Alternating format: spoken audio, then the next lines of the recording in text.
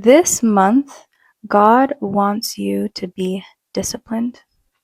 He wants you to begin to build godly discipline. That means habits, that means routines, that means patterns that all align with His vision and His goal for your life. How do we do that? That's a very, very good question. And the topic for today's episode of Holy Dose.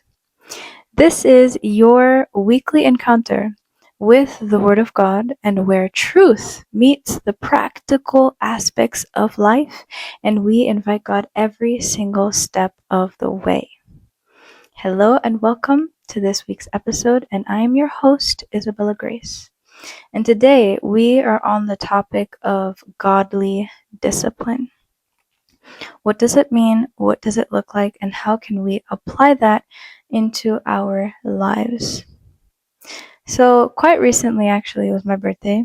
And upon just doing reflections of my life, where God has brought me to, and even just what I desire for, what my life is moving forward, I was in meditation, and one of the main things God was really speaking to me was about becoming more disciplined. Becoming, one, the individual that I want to be, and then two, the individual that He wants to see in me.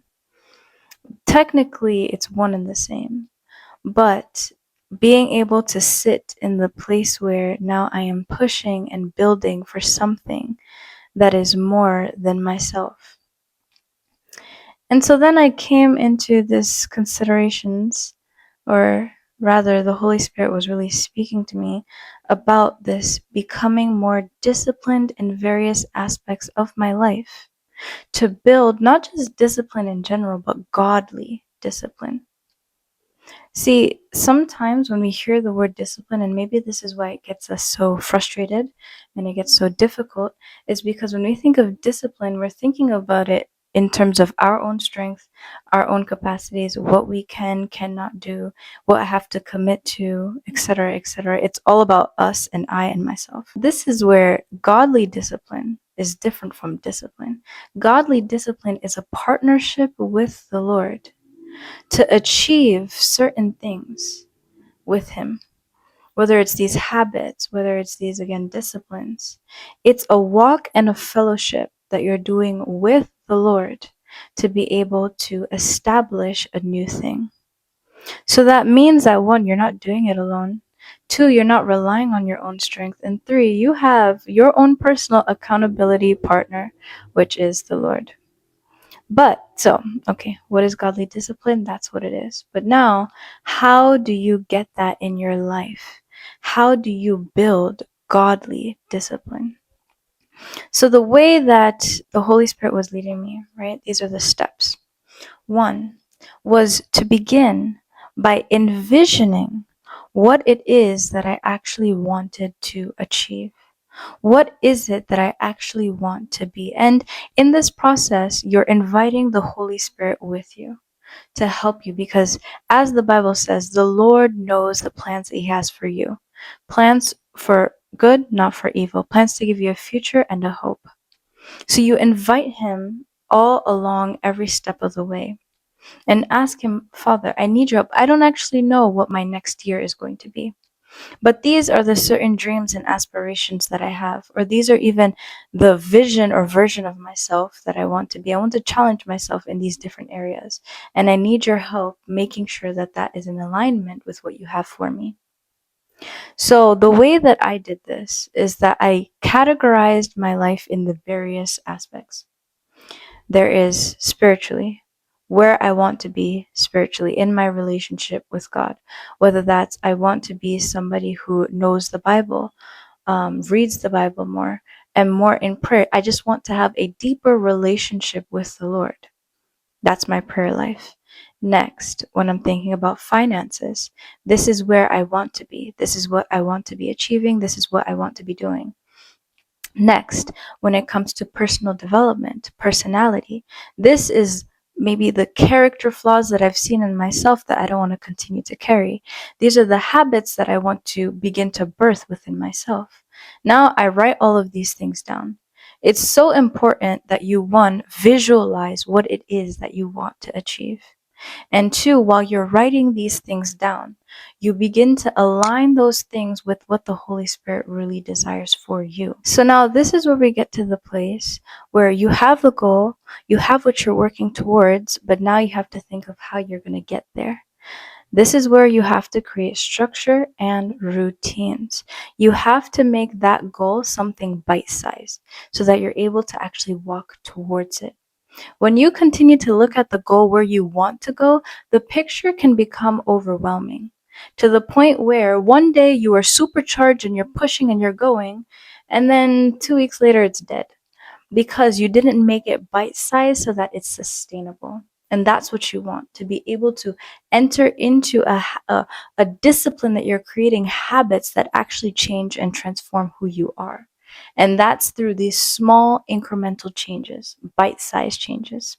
So you get into the routine, the structure, whatever it is that you need to achieve what it is that you're asking for or what it is that you're working towards.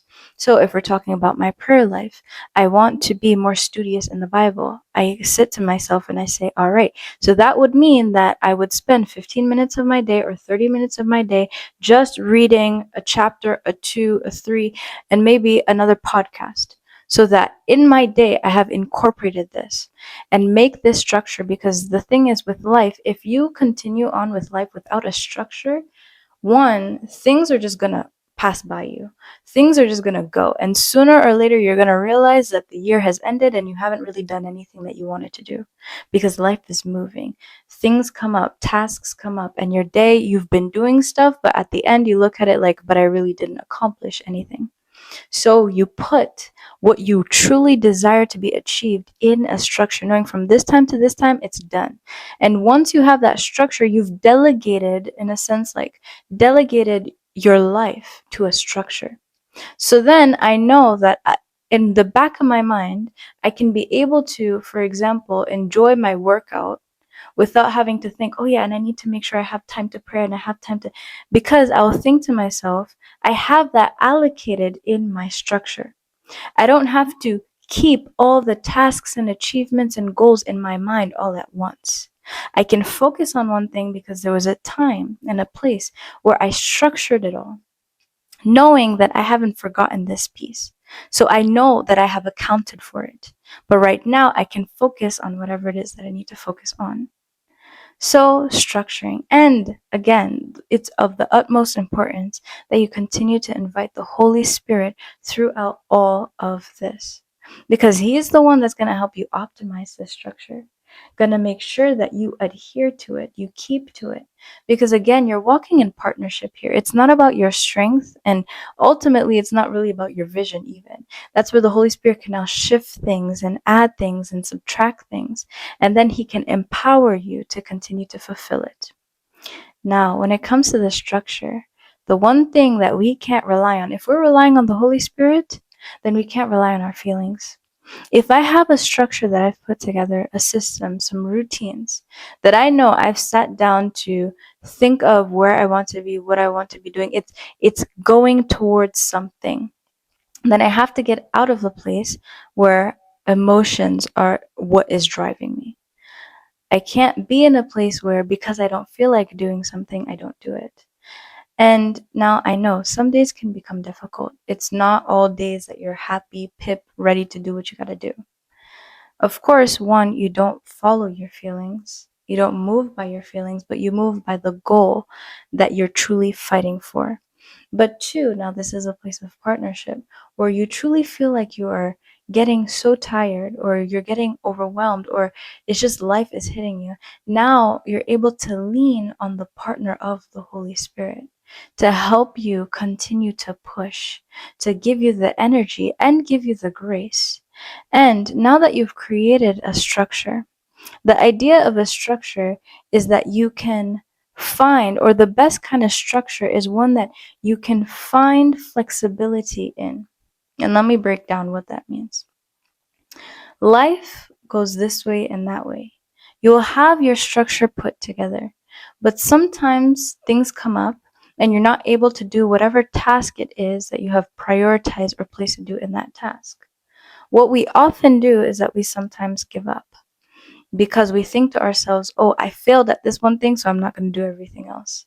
But the joy of a structure or the routines and planning it out is that you can rearrange things to accommodate areas where maybe this day I just wasn't at my 100, but you know what? That means that tomorrow at this time I can still achieve and I can still do. I can make a structure that is flexible with the ebbs and flows of life. And that's one thing that we have to realize. And when we do this with the Holy Spirit, then we're able to truly accommodate for things that we just cannot see, things that we just don't know. When we invite the Holy Spirit, we're inviting the third person of the Trinity, the Godhead, the one who knows the plans that He has for us, who knows what will happen tomorrow, who knows what will happen next week. So He is there to help, to ensure that, again, you get to your vision. Because the structure isn't what's necessarily going to get you to your vision. It is the how can I say, the framework that pushes you. It's the actual work and the grace of God that will get you there. So that's two, right? Creating a structure with the help of the Holy Spirit. Then we go to three, which I kind of already talked about this, but this is partnering with the Holy Spirit, making sure that what you do from beginning to the end is in alignment and is in walk with the Holy Spirit. From making your vision or writing down the goals where you want to achieve, you invite the Holy Spirit into that. When it comes to now making the structure to be able to achieve that thing, again, dividing up the different spheres of your life, whether it's prayer, this is what I want to do, whether it's finances, whether it's personal development, whether it's health and fitness. You invite the Holy Spirit in all the little structures that you've created, because He's the one that's going to partner with you to then achieve even more than what you think that you're working towards. God is an incredibly intentional God. And once we've been able to create some kind of structure for Him to move through, He does more than so. You would think to yourself, I've just decided that from 10 o'clock to 11 o'clock, I'm going to be praying with the Lord, right? And now I've come into agreement with God. And in your mind, you're thinking, oh, it's just prayer. That's it. But the Holy Spirit, because you've committed to something, because you've made something, now comes in there and amplifies that. He'll come in and be like, oh, you thought it was just prayer time, but just wait and see what I'm really going to do when you come into my presence. Because now you have sat down to establish a thing. And that's the strength of doing it with the Holy Spirit when you're inviting Him to move. And the last thing that is actually really important is resources. When I say resources, I mean writing things down, journaling things, habit trackers, calendars, to help you, one, offload.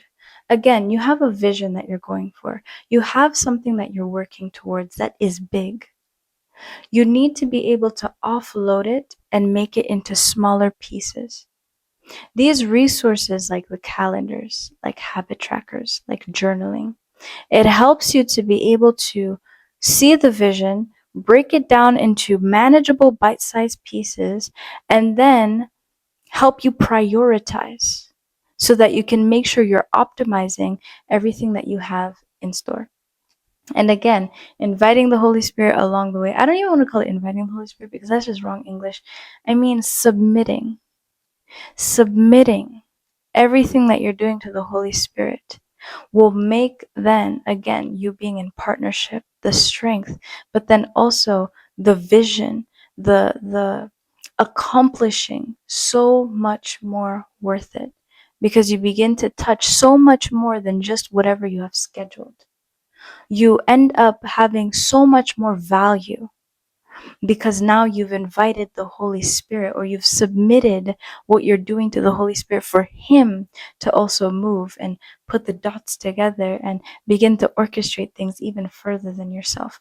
So honestly, I think my largest point of all of this is doing this in partnership with God and with revelation. Understanding what partnership with God actually truly looks like for you.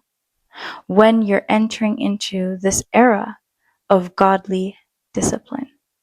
So I don't want it to be a thing, because I can imagine a situation where you've probably, again, if you're watching this video, you've probably sat there and tried to be disciplined and then it just didn't work out. You tried to do these things, it just didn't work out.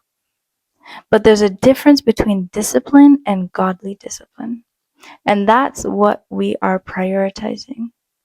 Becoming now godly, disciplined individuals.